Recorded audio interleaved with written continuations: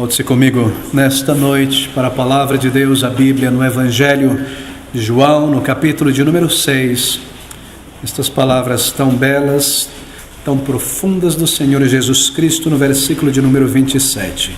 Diz o Salvador: trabalhai não pela comida que perece, mas pela comida que permanece para a vida eterna, a qual o Filho do Homem vos dará, porque a este o Pai, Deus, o selou. Meus queridos, como saciar a fome da alma é o título desta mensagem nesta noite. Eu volto ao versículo anterior, o versículo de número 26. Jesus respondeu-lhes a multidão e disse: na verdade vos digo, que vieste, ou que que me buscais, não pelos sinais que vistes, mas porque comestes do pão e vos saciastes. Estes dois versículos da palavra de Deus, embora nós já tenhamos lidado com eles tantas vezes aqui deste púlpito, são dois versículos tão tremendamente ricos. E por trás destas declarações do Senhor Jesus Cristo está o suprassumo da existência, do sentido da existência de um ser humano nesta terra. Em resumo, o Senhor diz que a vida de uma pessoa não é o comer, não é o beber, não é o vestir, mas sim conhecer a Deus, conhecer ao seu Criador, conhecê-lo através do Senhor Jesus Cristo. Isso está tudo neste versículo. Trabalhai, vivei, esforçai-vos, estudai, pensai, refleti, andar. Está tudo por trás desta palavra, trabalhar. Trabalhai não pela comida que perece, mas pela comida que permanece para a vida eterna, a qual o Filho do Homem vos dará, porque a este o Pai, Deus, o selou, para dar a vida eterna, para dar o perdão.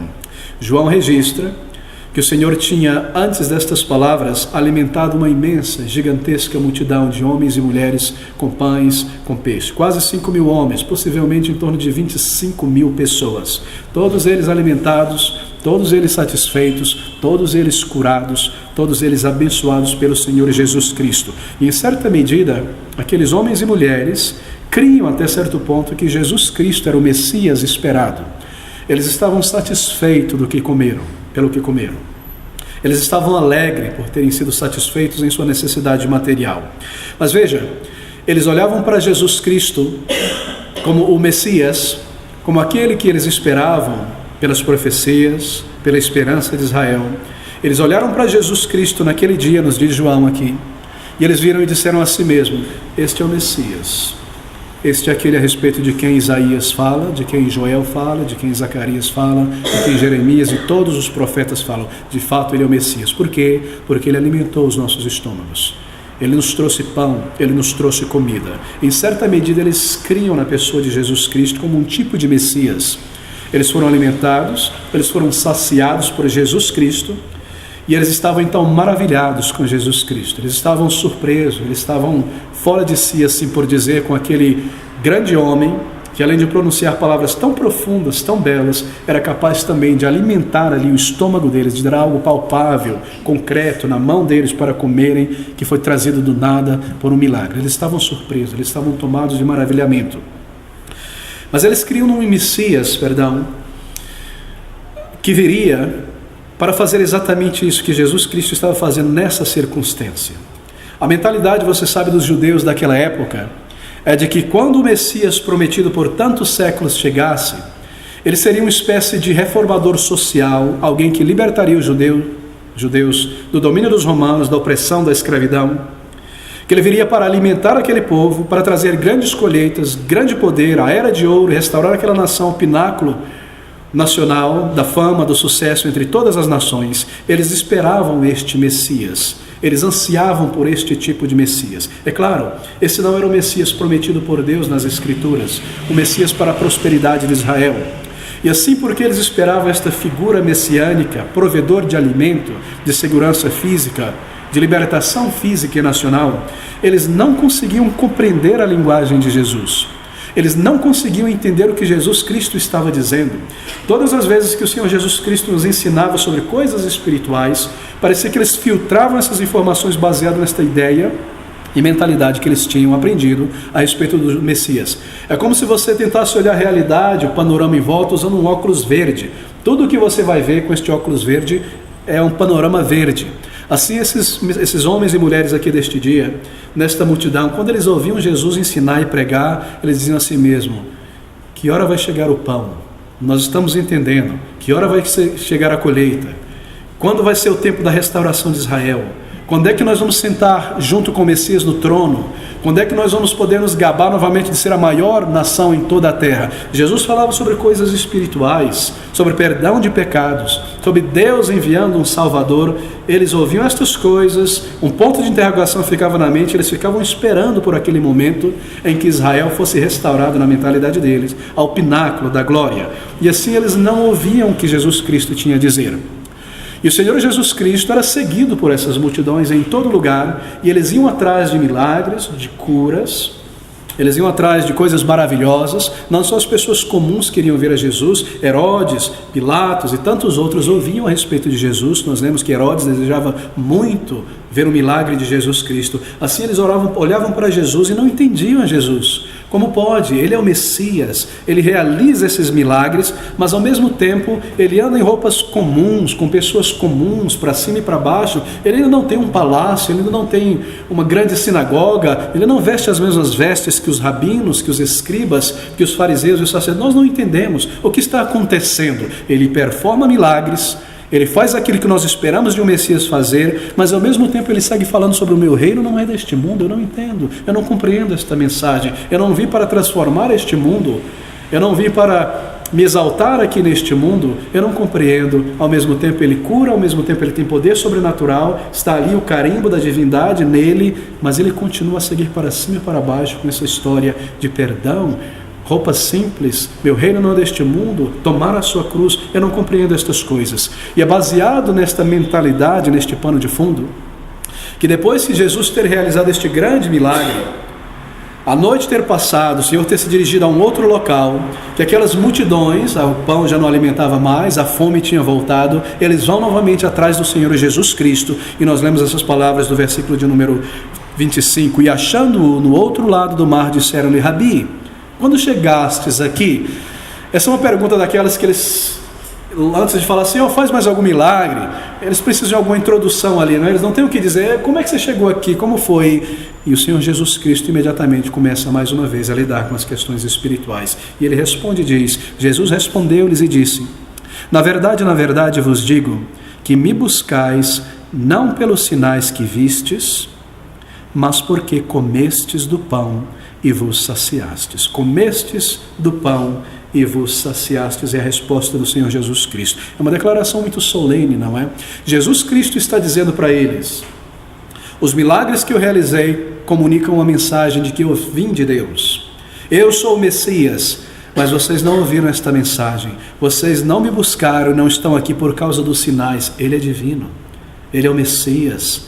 E se ele é o Messias, e se ele veio de Deus, ele veio para trazer a mensagem de Deus. Não foi por isso que vocês vieram aqui me encontrar, foi porque encheram vossos estômagos e se saciaram, e vocês querem algo mais, vocês querem mais pão, algo para esta vida. E é baseado neste grande erro, na dureza do coração destes homens, numa tendência tão materialística que há em todos nós, que o Senhor declara essas palavras do versículo 27, que é o nosso foco nesta noite: trabalhai, esforçai-vos, não pela comida que perece, mas pela comida que permanece para a vida eterna, a qual o Filho do Homem vos dará, porque a este o Pai Deus o selou. E essas palavras são solenes. Na verdade, Jesus reprova aqueles indivíduos.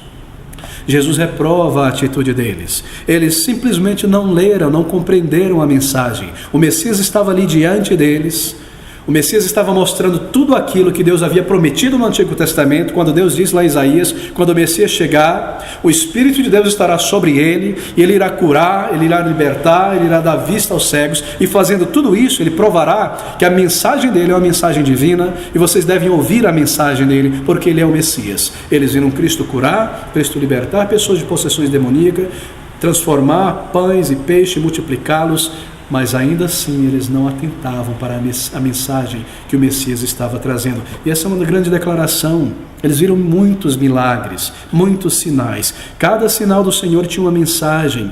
Quando ele curava uma pessoa da sua cegueira, Ele estava mostrando que ele tem o poder para abrir os olhos espirituais de alguém.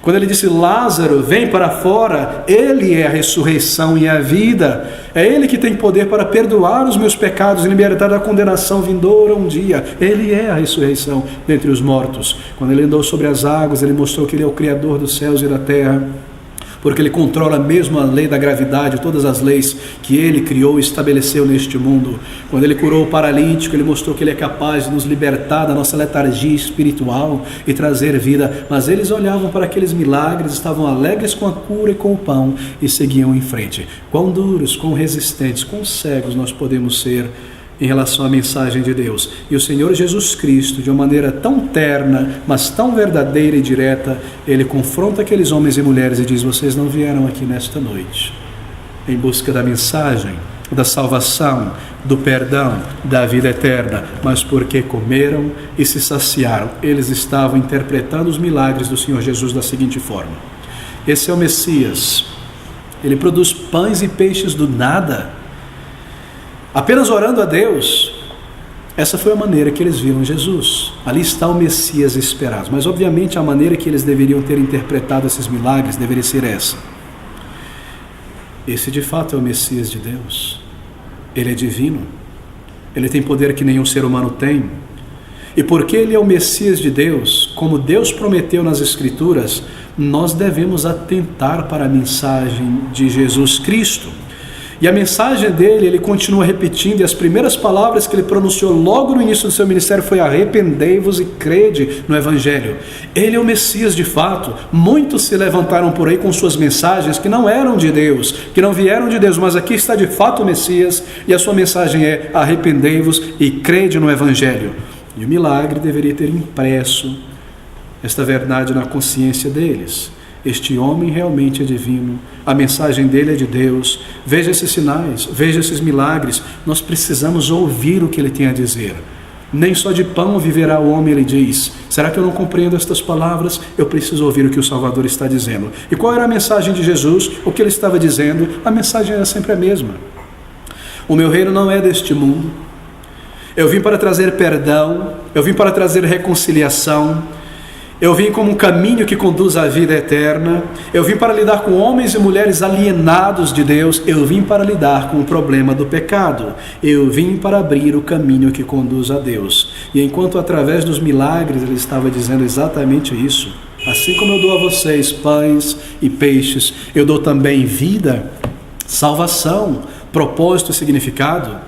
Assim como eu dou a vocês pães e peixes, eu darei também o perdão, se vocês pedirem por perdão e por vida eterna. Essa é a mensagem. Ela é tão clara, ela é tão direta, e essa é a maneira que eles deveriam ter entendido, mas eles ignoraram tudo isso e viram a mensagem dos milagres do Senhor Jesus Cristo como bem. Ele é o libertador de Israel. Ele é o Messias prometido da prosperidade de Israel. Ele irá suprir todas as nossas necessidades. Meu querido amigo, por que eu estou labutando e elaborando tanto este ponto? Para que você perceba esta questão. Que muitas vezes, e essa é a mensagem aqui para nós, muitas vezes nós nos aproximamos de Deus, entramos em uma igreja, abrimos uma Bíblia no Salmo 23, onde quer que seja, não porque nós estamos buscando de Deus o perdão e a reconciliação, mas porque nós estamos buscando de Deus uma bênção material para esta vida, para o aqui, para o agora. Será que esta situação é a condição de alguém aqui nesta noite? Com muita frequência, nós agimos desta maneira. Pense sobre uma mensagem como esta, a mensagem do Evangelho, de que há perdão de meus pecados, eu sei quão grande pecador eu sou, que há possibilidade de absolvição da minha culpa e do julgamento vindouro e salvação, uma nova vida, é tudo que um ser humano deveria desejar. Uma mensagem que fala sobre escapar da ira de Deus, é uma mensagem que pode transformar a minha vida. Como pode então pessoas inteligentes e capazes ouvirem essa mensagem várias e várias e várias e várias vezes e não compreendê-la?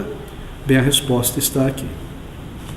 Porque as nossas mentes estão muitas vezes fixadas neste mundo, em nosso corpo, nas preocupações desta vida.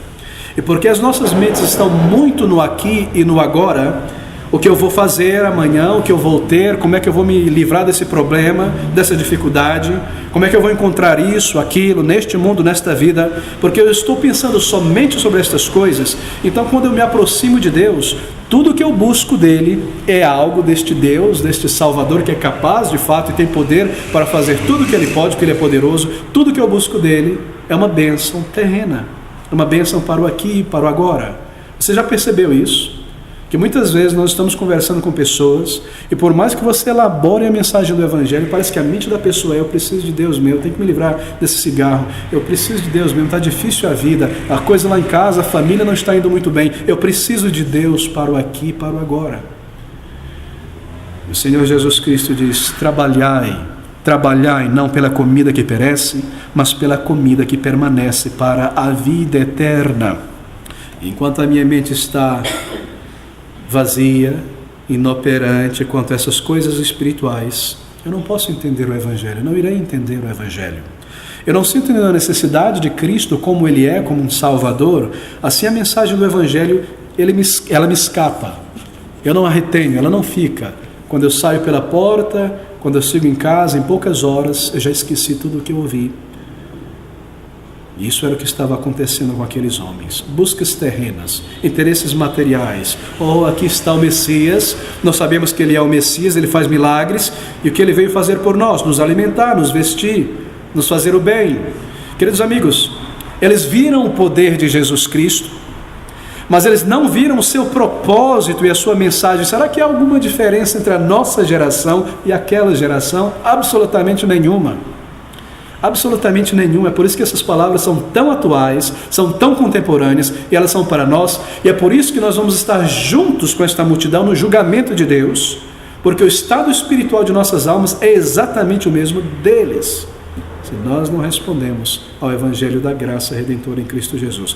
Talvez essa seja a dificuldade de alguém aqui nesta noite, e você veio aqui nesta noite, ou tem vindo, mas você veio em busca de uma bênção para esta vida somente.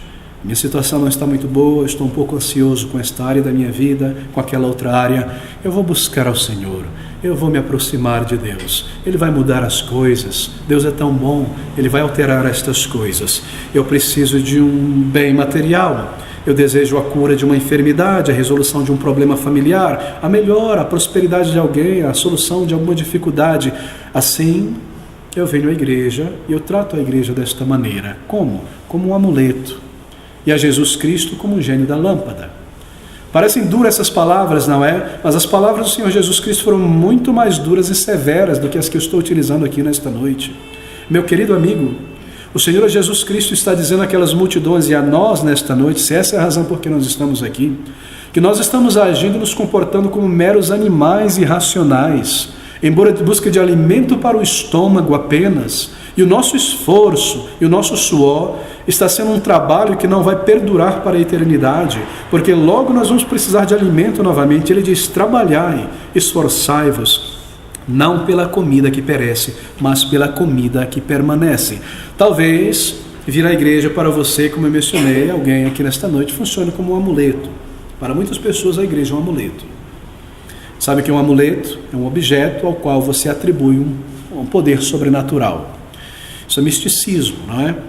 Tudo aquilo que nós atribuímos um poder sobrenatural, seja um objeto, seja uma palavra, no momento que você faz isso, você entra no campo do misticismo. E muitas pessoas são místicas mesmo, embora evangélicas. A igreja é um amuleto. E se eu não for na igreja, tudo vai dar errado nessa semana. É melhor beijar esse amuleto, é melhor eu pagar o meu ponto na igreja. Assim nós tratamos a igreja. Será que essa é a condição de alguém aqui nesta noite?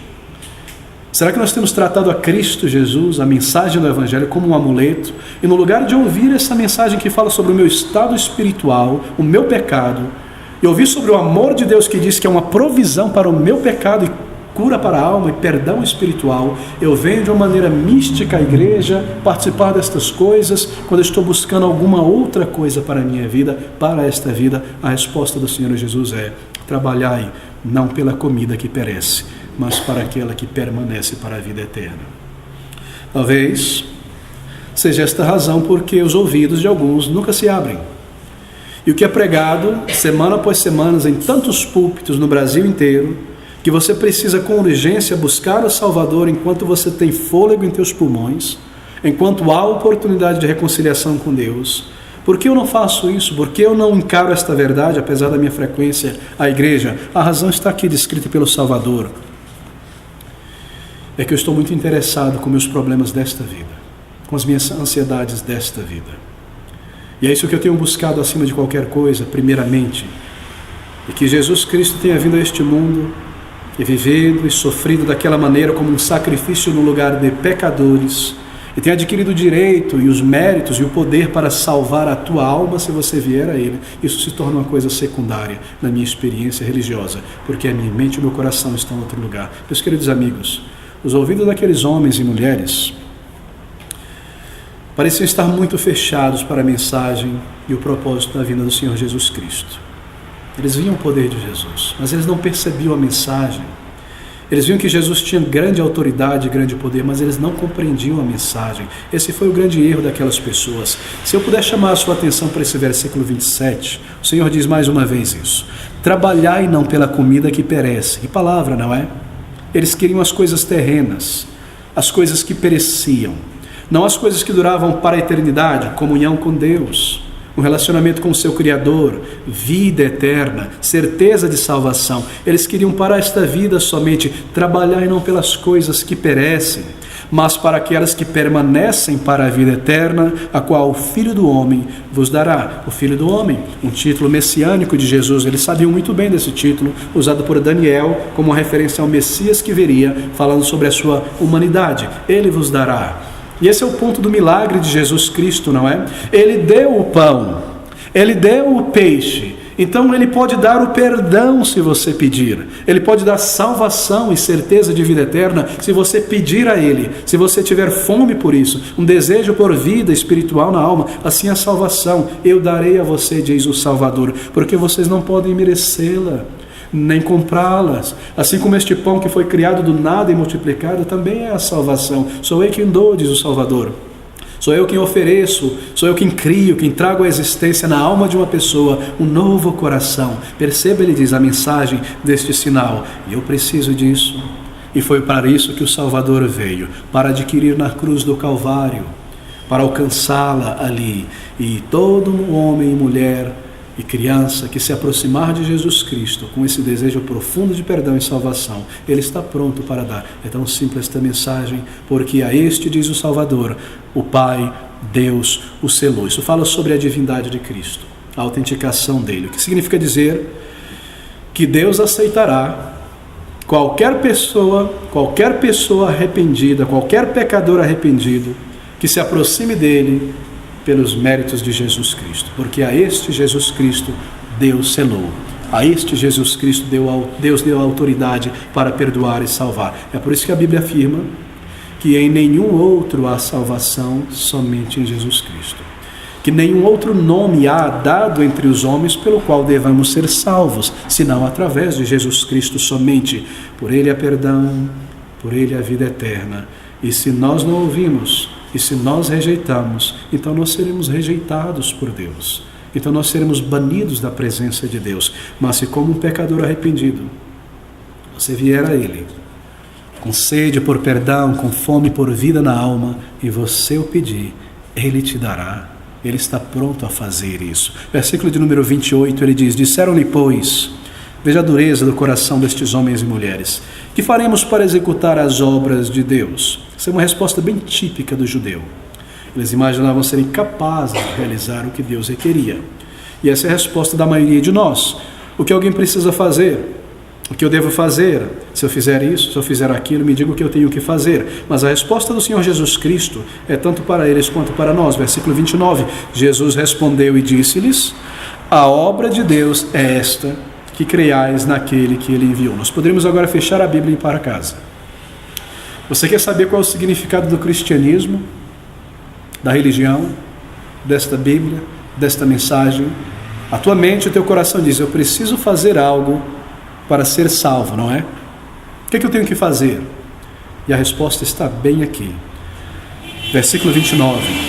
A obra de Deus é esta, que creiais naquele que Deus enviou. Se você pergunta o que me cabe fazer, o que eu preciso fazer, qual é a minha parte nesta história para receber o perdão de Deus, é isso que eu e você devemos fazer. Crer em Jesus Cristo Salvador, que Deus enviou a este mundo. Soa tão fácil, não é, esta obra? Soa tão fácil. Em certo sentido é, mas deixe-me dizer o que isso significa.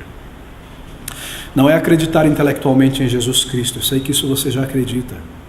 Não é possível negar a existência de um homem, lá 2000 anos atrás, que nasceu e viveu naquela região da Palestina. Tantas evidências e provas para isso. Não é dizer eu acredito em Jesus Cristo, mas então sigo vivendo a minha vida da minha própria maneira. Não, não é isso. Não houve mudança em minha vida. Não houve transformação espiritual. Isso não é crer em Jesus. Crer em Jesus Cristo, versículo 29, significa que eu creio nele como ele é, o Filho de Deus, e que eu creio naquilo em que ele diz. E sabe o que ele diz? Que eu sou um pecador e que eu não consigo alcançar a justiça que Deus requer, mas que ele veio e viveu e alcançou esta justiça e eu preciso dele. Você crê nisso? Essa é a minha parte nessa história. Eu creio no que ele diz, sua mensagem, eu creio no que ele fez, e então eu devo obedecer. E como é a minha obediência? Eu trago a minha vida a ele. Eu trago os meus pecados a ele. Isso é crer. Crer é responder. Crer, meu querido amigo, é perceber a minha distância de Deus e a minha necessidade de perdão quando ele diz que eu sou um pecador. E crer é me aproximar do meu Salvador assim, como um pecador necessitado. Qual é a vontade de Deus, você pergunta? É que eu suba uma escadaria da Candelária até sangrar meu joelho, para que lá no topo eu me sinta um merecedor? É que eu faça uma cruz de madeira e saia andando no dia de finados pela rua descalço para que eu me sinta merecedor? É que eu vá para um claustro, para um monastério? Essa é a vontade de Deus para que eu receba a vida eterna? Não. A vontade dele é revelada aqui, ele não revelou nada disso. Ele disse isto: e a vontade de meu Pai que me enviou, versículo 29, a obra de Deus é esta, que creiais naquele que ele enviou. Tão simples, não é? Mas ao mesmo tempo tão difícil, porque há dentro de nós um orgulho tão profundo e tão enraizado, que me diz que eu devo fazer por merecer, eu devo fazer por merecer esta salvação. Você percebe quão simples? Eu espero que não te confunda. Eu tenho uma ilustração um pouco diferente, eu já trouxe essa ilustração aqui, mas esclarecerá as questões. Você vai a uma entrevista de trabalho, e você senta e passa por essa entrevista, e o gerente, o supervisor, quem quer que seja, te diz: você foi aprovado. Agora eu vou te dizer qual é o teu trabalho aqui nesta firma. Tudo que você tem que fazer é receber teu holerite no final do mês, é desfrutar dos teus benefícios, é aproveitar os treinamentos, toda a capacitação que você tem nessa companhia, é aproveitar as tuas férias quando elas chegar, é usar muito bem os benefícios e receber o teu salário. É isso que você tem que fazer aqui nessa companhia. Obviamente ninguém vai te oferecer um trabalho assim, não é? Você não tem que fazer nada. Você não tem que fazer nada. Você tem apenas que receber esses benefícios. Mas pense um pouco. Salvação é mais ou menos assim. Deus diz: venha, se arrependa de teus pecados diante de mim, e eu vou te dar o céu e a eternidade e uma nova vida, e eu responderei às tuas orações, e eu te guiarei por toda esta jornada, e eu te protegerei, e eu te guardarei, e eu vou te abençoar com alegria e certeza de salvação, e eu vou te dar o céu e a eternidade, uma nova natureza e um novo caráter, com a capacidade de orar a mim, e eu te responderei, você irá clamar e eu te ouvirei, e eu vou te responder e te dar graça e te dar entendimento, e amigos em Cristo, e uma família, e paz, e certeza, e tudo mais. E tudo que você tem que fazer é isso: é ter comunhão comigo, é louvar o meu nome, é receber as minhas bênçãos, é andar em minha presença. Você percebe, meu querido amigo? Isso é salvação. E buscar a minha ajuda e a minha bênção a cada dia, e andar em minha presença e desfrutar da minha presença. Ela é tão gratuita, ela é tão fácil. Parece difícil? Esta é a obra que Deus requer de você e mim. E Jesus respondeu e disse-lhes: a obra de Deus é esta, que creiais naquele que ele enviou. Ela não pode ser trocada por religiosidade. Ela não pode ser adquirida por esforço. Não é o resultado do mérito ao final de um esforço religioso. Ela vem a você, é dada a você como uma dádiva. Esse é o significado desse versículo 29. Mas os judeus são muito obstinados, como você e eu. E no versículo de número 30 eles dizem isso. Disseram-lhe, pois, que sinal, pois, fazes tu para que o vejamos e aceitemos, ou creiamos em ti? O que operas tu? É incrível, não é? É chocante. No dia anterior, eles viram o sinal de Jesus e comeram o sinal. E eles estão dizendo, que sinal tu fazes? Não é tremendo? Não é chocante? Eles tinham acabado de ver a demonstração do poder divino de Jesus Cristo diante dos seus próprios olhos. Eles tinham visto muitos e muitos outros sinais, mas eles pedem em Jesus uma prova de que Ele é Messias, de que Ele é Deus, de que Ele é Salvador. E nós somos assim muitas vezes. Nós dizemos assim para Deus em nosso coração: eu gostaria de crer em Deus. É maravilhosa esta ideia, este conceito sobre um Deus bondoso, santo, justo. Eu gostaria de crer de fato em Deus, eu gostaria de receber a salvação. Eu gostaria de saber que estou no caminho para o céu. Mas a menos que alguma coisa aconteça na minha vida, a menos que eu passe por uma situação sobrenatural, espiritual, e um anjo desça e eu veja esse anjo e pegue ele, e ele fale comigo e me sacude, eu não vou crer. Eu não vou crer. Antes disso eu não vou me entregar.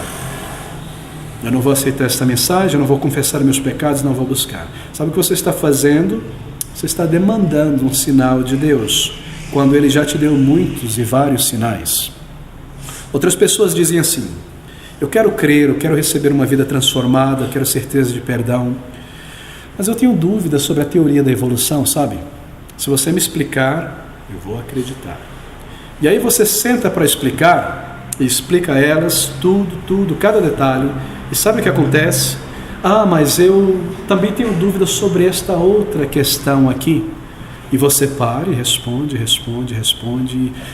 fôlego vai, e de repente você está ali, conseguir ajudar essa pessoa, mas eu também tenho dúvidas sobre isso, e sobre isso, e sobre isso. Sabe o que você descobre depois de algum tempo? Que você não está ajudando aquela pessoa como aparentava, porque o que ela está fazendo é tentando ficar o mais longe possível de Deus, e cada nova desculpa é como um tijolo nessa parede que separa ela de Deus. No momento que você demole um tijolo, ela coloca um outro. Assim somos nós. Eles viram os milagres de Cristo, eles comeram, eles ficaram maravilhosos, e no momento em que o Senhor Jesus Cristo diz para eles, eles entendem a mensagem: vocês não estão buscando a salvação de Deus. Ah, faz um sinal, quem é você? Você percebe? Que sinal fazes tu?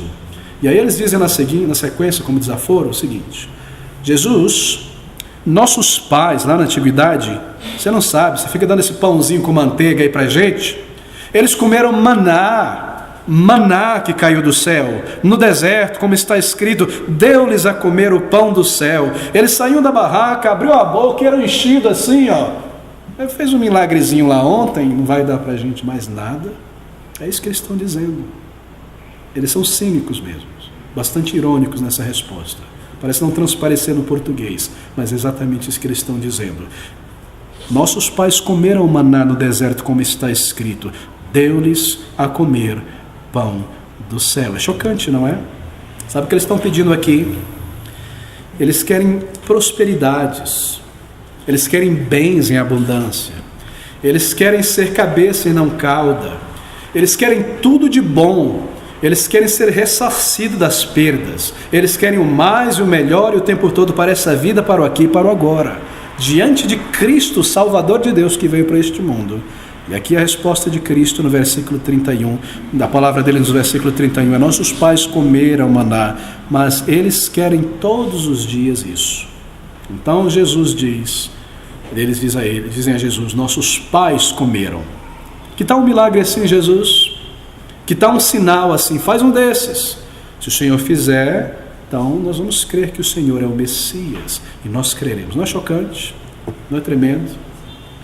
E o Senhor Jesus responde: disse-lhes, pois, Jesus, na verdade vos digo, Moisés, ele não vos deu o pão do céu. De fato, Moisés deu a lei.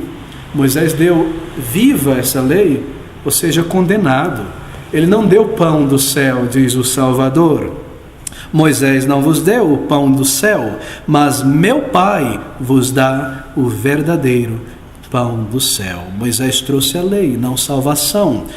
Porque o pão de Deus é aquele que desce do céu e dá a vida ao mundo. Isto é, eu sou o pão do céu. E eles dizem a Jesus no versículo 34. Disseram-lhe, pois, Senhor, dai-nos sempre deste pão. Eles não entendiam, eles queriam pão. Ele está falando de um pão. Será que ele tem algum pão, alguma baguete, alguma coisa, um brioche que a gente não experimentou escondido? Me dá desse pão. O meu pão, ele está dizendo, é melhor do que de Moisés. Eu quero experimentar esse negócio maravilhoso. Eles não entendiam. Eles persistiam em desejar algo para esta vida. Será que alguém aqui nesta noite, e você tem entrado em igreja após igreja, o evangelho vem a você e pega você pelo colarinho e fala, é você, meu filho, eu estou quase para dizer teu nome aqui, teu nome, minha jovem, meu rapaz, é você que precisa de salvação, e você está pensando, como é que meu problema com meu marido vai ser resolvido mesmo? Eu estou tentando entender esse negócio, como é que eu vou resolver minha dívida? Como é que vai ser essa coisa?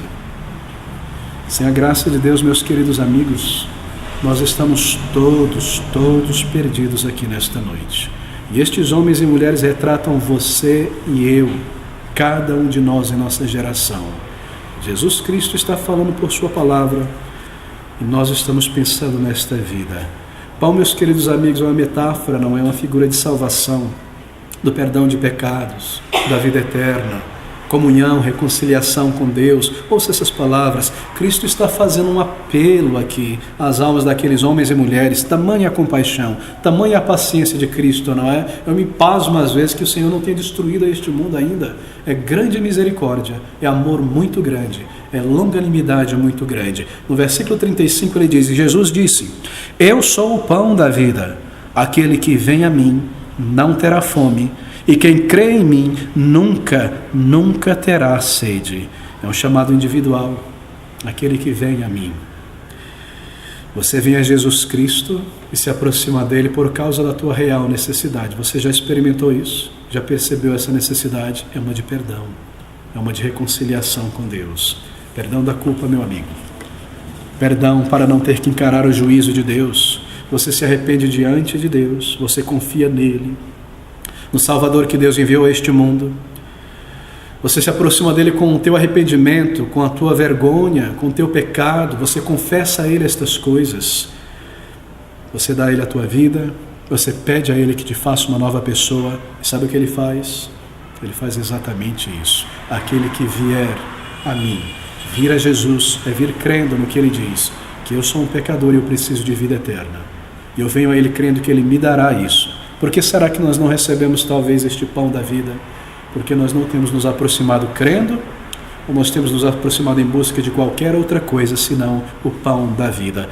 E se você fizer isso, você nunca mais terá fome, nem sede por propósito, por paz, por perdão, por significado, por alegria, por vida espiritual. O que é a vida antes da conversão? Deixa-me encerrar esta mensagem antes de que alguém fique confundido com essas palavras tão simples do Senhor Jesus e o pregador confunda elas.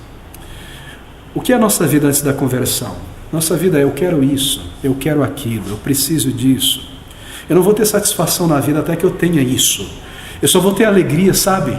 Quando eu puder estar naqueles círculos sociais ali, daquele pessoal bacana, quando eu estiver ali naquele meio, eu vou ter grande alegria. Quando eu puder abrir meu guarda-roupa e ter a grande alegria de que eu posso me vestir de tantas coisas. É assim a nossa vida antes da conversão. Eu nunca vou ter paz, satisfação, até que eu chegue a este ponto, alcance esta ambição da minha carreira, da minha vida.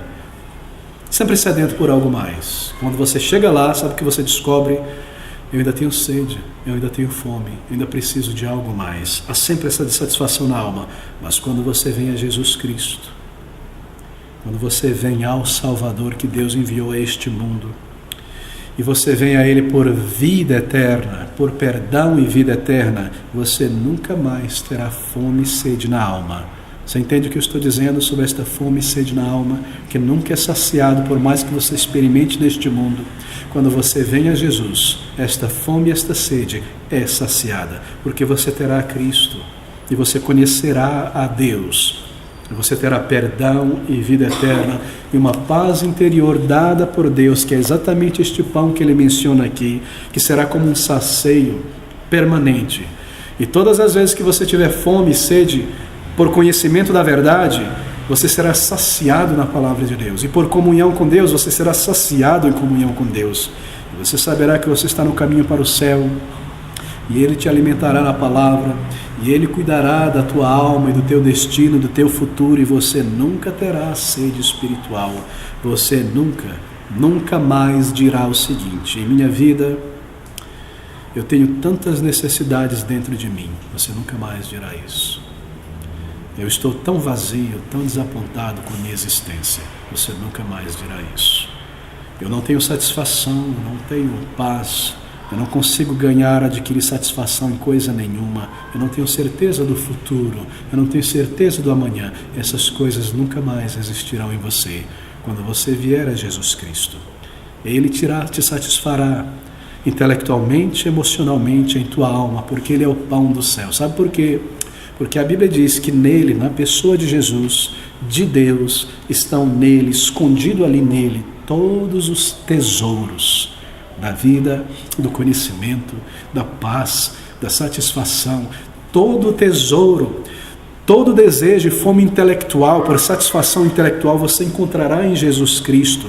Por experiências que trazem satisfação à tua alma, Ele trará isso para você. Ele é este pão que sacia. Ele é esta água que alimenta. Ele trará isso, é uma promessa dele. Meu querido amigo, a conversão é algo que deve ser experimentado.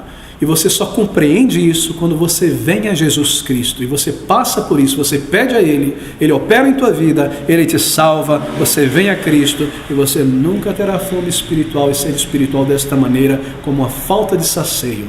Mas Ele te dará, porque Ele é o pão da vida. Quem tem Cristo tem alegria, tem paz, tem certeza de vida eterna, tem um seguro garantido para a eternidade, e não há nada que possa ser comparado com isso nesta vida. Você já experimentou coisas grandes nesta vida, experiências maravilhosas, visões profundas, visitou, conheceu pessoas grandes, teve a capacidade de se comunicar a tua alma, o teu intelecto de uma maneira profunda, com sentido, coisas como essa que te trazem satisfação ao ego, ou visitar lugares, ou vestir coisas, ou comer coisas. Não há nada que se compare a ter o perdão de pecados, conhecer a Cristo e ter a Jesus Cristo em tua vida. Essa é a promessa do Salvador. É uma advertência a você e a mim, o que você está buscando nesta noite.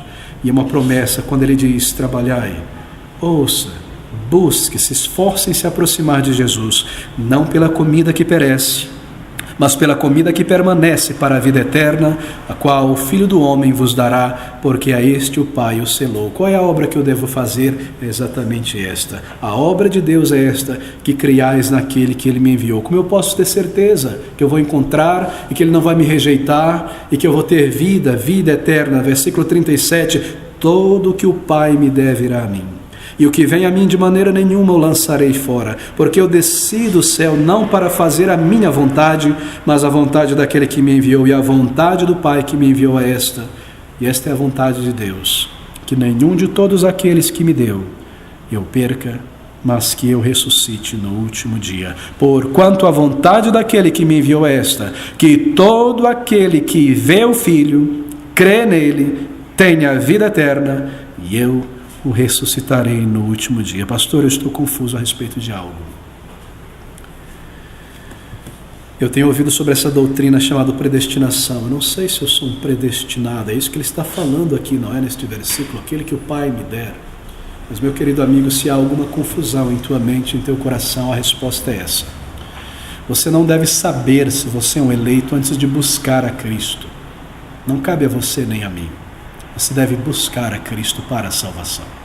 Tentar saber se você é um eleito, um predestinado, antes de buscar a Cristo, é como desejar subir ao céu, abrir o livro da vida, encontrar seu nome lá e descobrir: eu fui eleito, agora então posso buscar a Jesus. Isso nunca irá acontecer. Como eu sei que eu devo buscar, e que se eu buscar e vier a Ele como um pecador, Ele vai me dar a vida eterna e salvação. Você tem fome por perdão, sede por reconciliação com Deus, o desejo de uma nova vida, paz com Deus. Se você tem fome, é porque existe um alimento. É maravilhoso, não é? O bebê acabou de sair do ventre da mãe e a boquinha está buscando o seio para mamar. Mas quem disse para ele que tem um seio que tem leite? Deus colocou naquele bebê o desejo pelo leite e o leite na mãe. Se há sede é porque há água. Se você tem sede por perdão e vida eterna, você pode ter certeza que há um perdão e uma vida eterna para você. Ouça essas palavras de Cristo. O vosso trabalho, no versículo 29, a vossa obra, a obra de Deus é esta, que creiais naquele que Ele enviou. Você crê no Senhor Jesus, crendo naquilo que Ele ensinou sobre você e sobre Ele mesmo. E você demonstra essa crença como um passo em direção a Ele, como um pecador arrependido. Você busca um lugar tranquilo, você ora ao Senhor, você confessa a Ele os teus pecados. Isso é crer. E ao fazer isso de todo o coração, você recebe o pão da vida, vida e certeza de salvação. Vamos orar juntos.